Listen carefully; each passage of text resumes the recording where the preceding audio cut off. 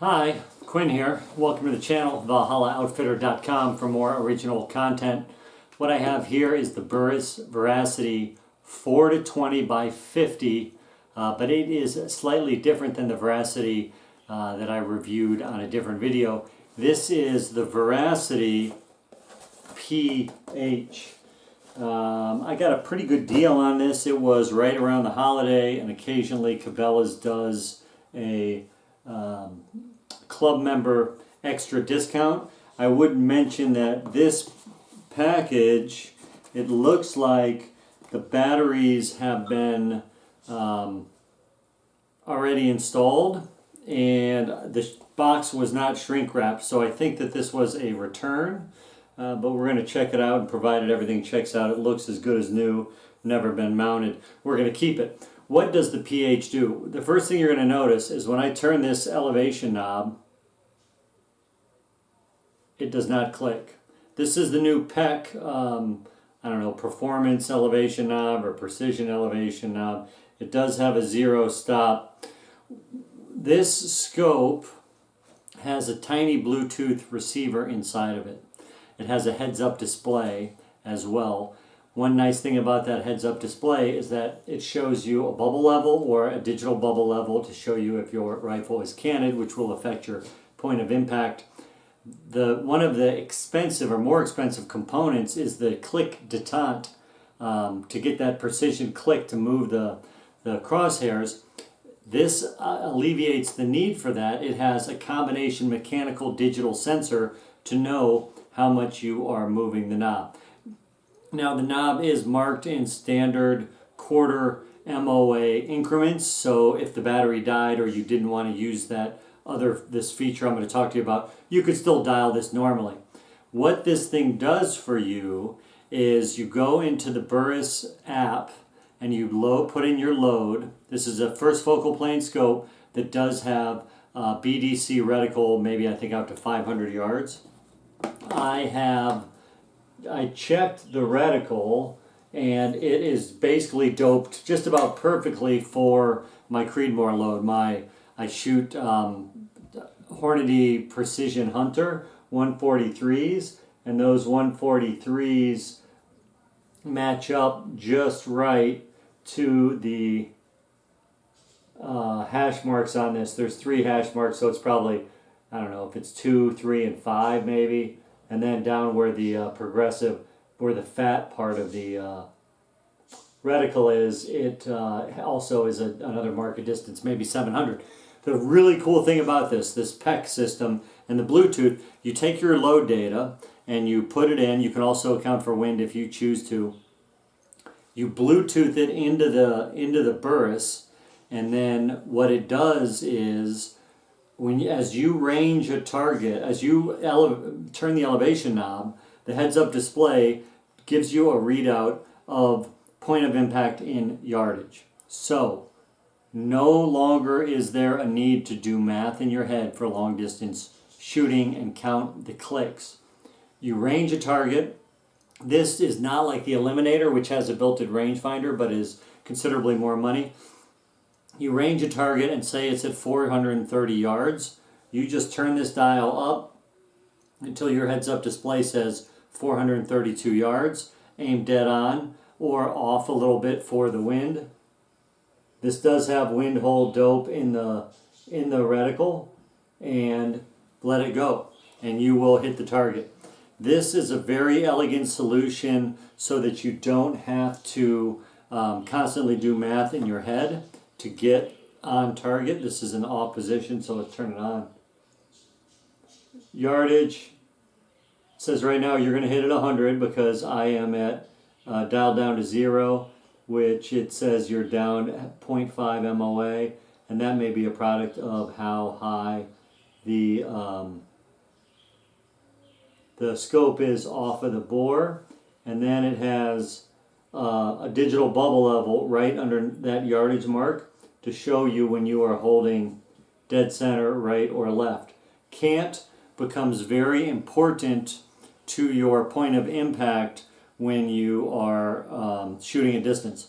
Does have side focus, side parallax adjustment that goes down to 50 yards.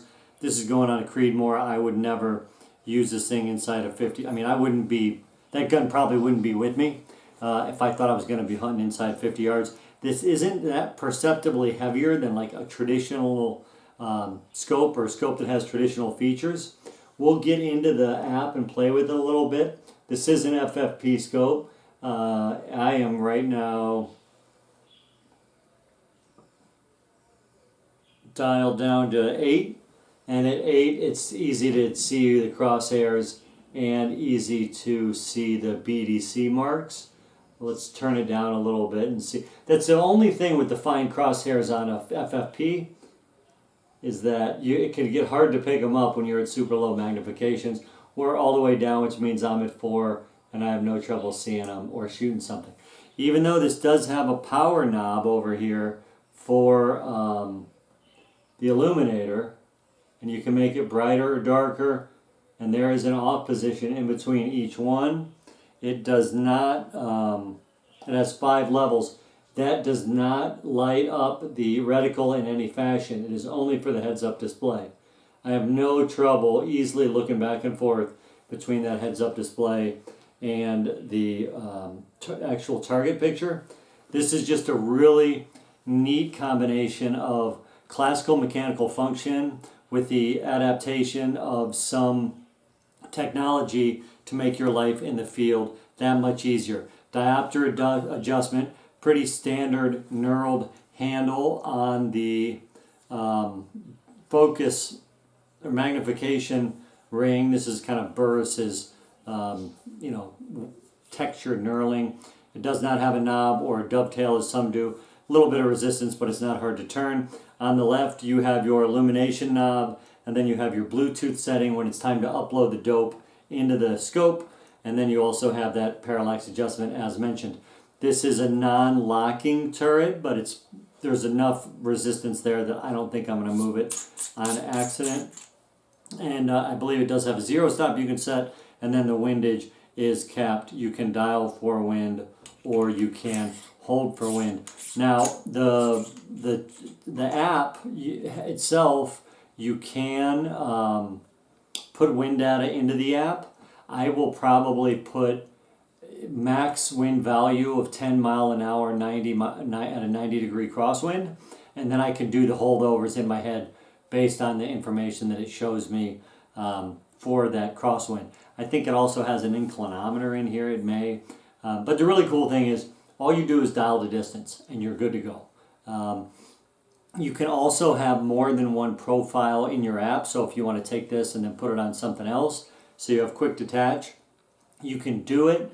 However, you need to, I asked Burris, I said, look, does this have the capability of telling me the difference between my 2 loads in practical shooting situation, so I can just know that, okay, if I switch guns on this, my new 0 is up 3 and over 1. And make that adjustment, and the scope will know my new load. It does not. So I'll have to think about how to play with that.